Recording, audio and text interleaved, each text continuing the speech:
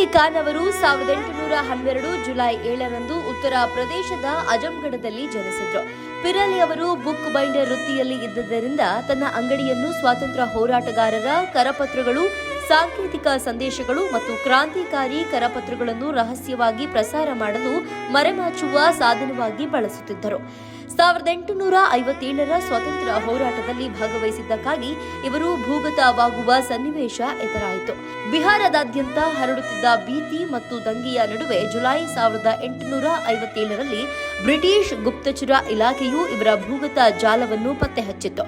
July 4, 1857ರಂದು Pir Ali Khan ಮತ್ತು ಇವರ 33 ಸಹಚರರನ್ನು commissioner William Taylor ನೇತೃತ್ವದಲ್ಲಿ ಬ್ರಿಟಿಷರು ಬಂಧಿಸಿದರು. ಕೇವಲ 3 ದಿನಗಳ ಸೆರೆವಾಸದ ನಂತರ ಜುಲೈ 7, 1857ರಂದು ಪಿರ್ ಅಲಿ ಖಾನ್ ಇವರನ್ನು ಇತರ 14 ಬಂಡುಕಾರರೊಂದಿಗೆ ಪಾಟ್ನಾದಲ್ಲಿ ಸಾರ್ವಜನಿಕವಾಗಿ ಗಲ್ಲಿಗೇರಿಸಲಾಯಿತು.